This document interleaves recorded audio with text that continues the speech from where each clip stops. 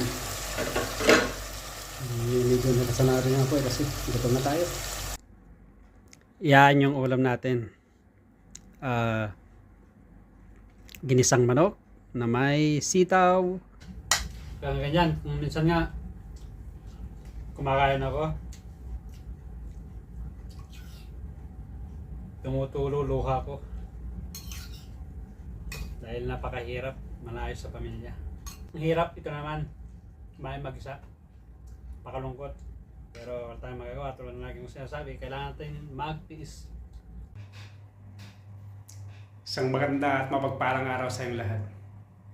Ngayon ay October 3, 2024. Galing tayo sa trabaho at medyo pagod tayo. So, ang ulam natin ngayon ay manok. Gigisa natin. At haluan natin ng sitaw. So, halika at samahan niyo ako magluto. Kasi medyo gutom na. Medyo pagod sa trabaho. Ang hirap, walang maasahan.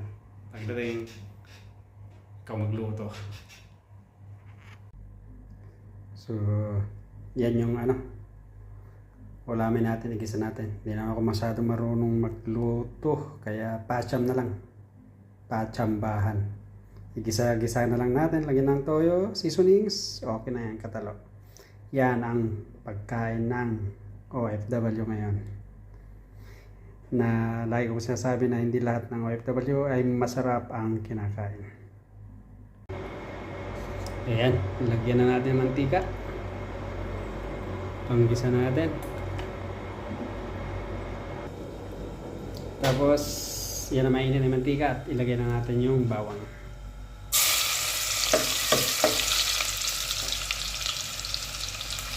Ayan. Nalagyan natin bawang. Pagsabay-sabay na natin ito. Para pagsabay-sabayin ko yan.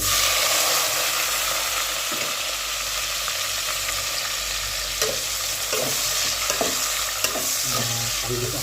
Dinagdagan ko yung mantika para panggisa natin yung sama.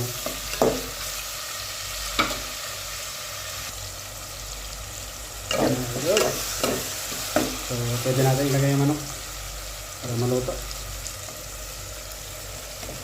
Ayan. Medyo nakasana rin ako kasi gutom na tayo.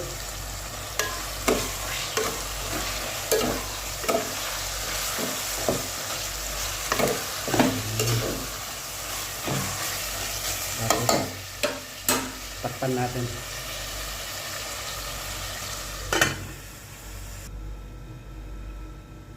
Yan. Gisa na siya. So, lagyan na natin ng tubig para panluto natin. Baka masobra naman. Okay yan. Hanggang matuyo. Tapos, timpla natin ng toyo, asin, seasoning, pwede na yan. So, samahan nyo ako. At kakain tayo mamaya. Yan. Pwede na siguro to. Tingnan natin. Ayun. Pwede na. Ilagyan na natin yung sitaw. Para magkakain na tayo. Magkakain na rin.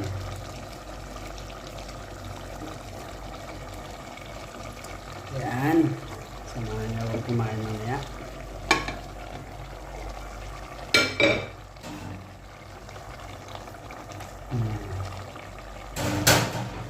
Yes, takpan natin.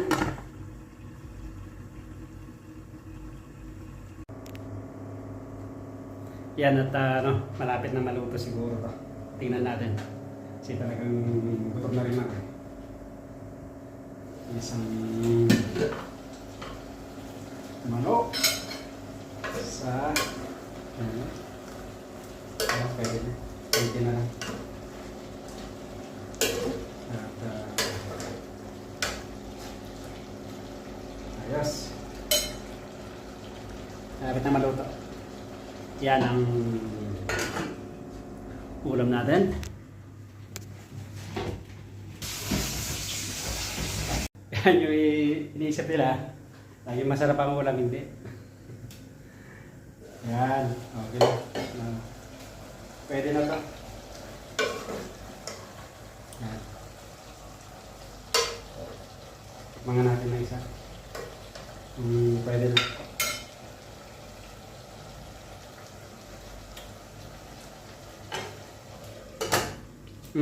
Ayos na. Tara, makakain na. Lekat, samahan niyo ako. Yan yung ulam natin.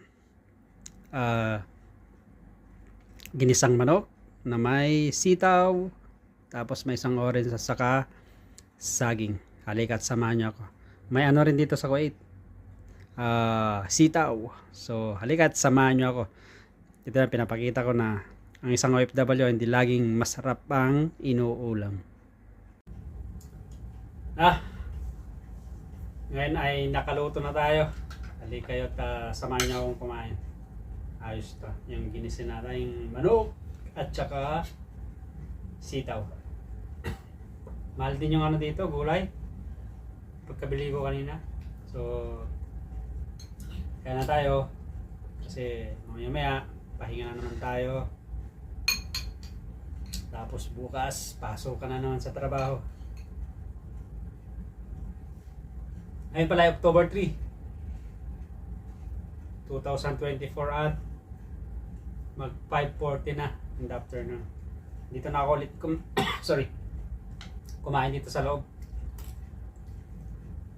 Kasi sa kusina baka magluto rin yung mga kasamaan namin para kasi pagod din sila sa trabaho.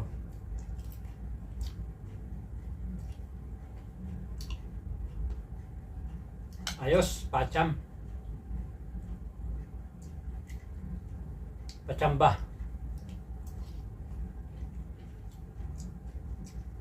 Ang hirap ito naman. Kumain mag-isa. Pakalungkot. Pero wala tayong magagawa. Tulad na lagi kong sinasabi, kailangan natin magtiis sa ganyang buhay. So, ako pala ulit si Ronnie, isang OFW dito sa bansang Kuwait. Please support my channel. Like, share, and subscribe. Maraming salamat. At mga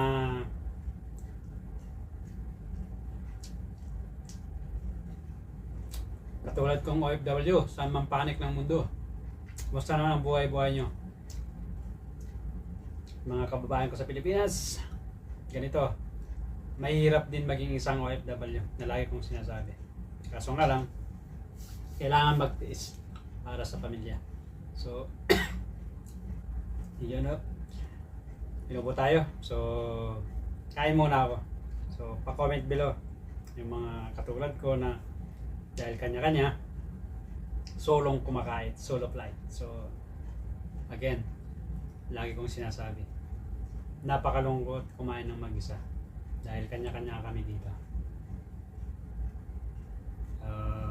Kain muna ako, mamaya magkwentaan tayo ulit. Pa-comment na lang below.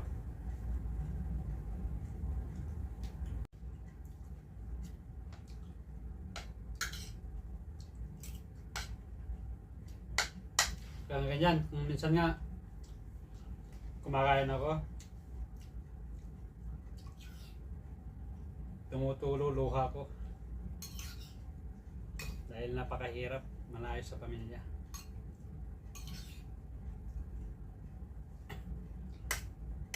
Ito na naman yung isang journey ng buhay ko. Kasi maya pahinga na tayo. Tapos pagising is October 3 na ngayon. 4 na bukas. Bilis ng araw. Maya December na. Dito na magpapasko sa ibang bansa.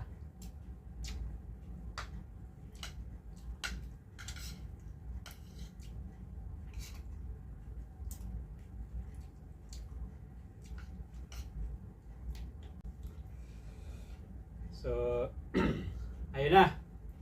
Tapos na tayong kumain. Sol. Ubos. Taob. So, yung kanin ko medyo marami. Kaso nga lang, pagod ako. Gutom ako eh. Kasi kanina, ang bawal ko lang nilagang itlog. 2 at saka isang tinapay. So, talagang gutom ako. So, tulad ng sabi ko, mga ka-OFW, mga katulad ko, saan man panik ng mundo, ay lagi kayong mag-ingat dyan, mga kababayan ko sa Pilipinas. Sana ay nasa mabuti rin kayong kalagayan. Isang maganda at mapagpalang araw sa inyo lahat. Saan man, mga kababayan ko, saan man sulok ng mundo.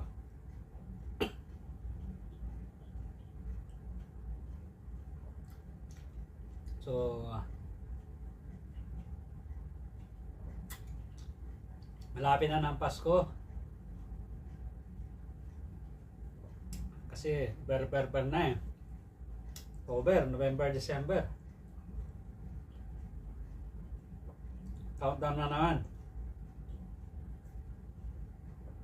Mga kababayan ko sa Pilipinas, sigurado pinag-aanda naman yung darating na Pasko at saka bagong taon. Pero dito, katulad nung last year, wala, hindi kami naghanda eh. Kasi nasa trabaho ako. Kasama ko rin sa kwarto. Maaga natulog kasi ang pasok is laging pumapasok. Alas 2 ng madaling araw, alas 3 yata ang pasok eh. Minsan nagigising na, 1 ng madaling araw pagdating ko. Kasi dumadating ako pagkagabi ako, mga 12:30, 1, then nagigising na rin. So talagang ganyan ang buhay dito sa abroad. Kailangan magtiis ka talaga.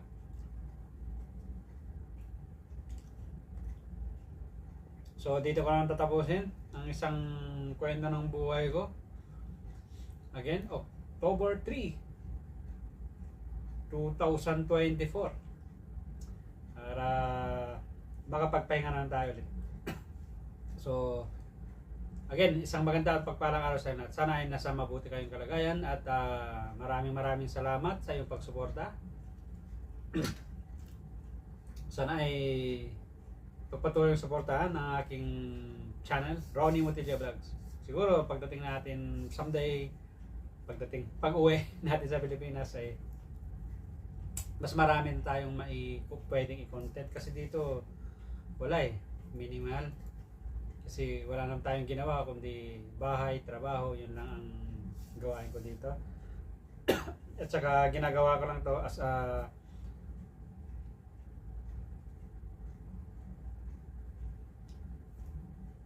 dahil trabaho, bahay lang naman ang ginagawa ko, at saka ginagawa ko lang to pag video as may libangan. So again, maraming salamat sa pagsama. Kita-kits sa susunod kong mga video. Have a nice and great day to all of you.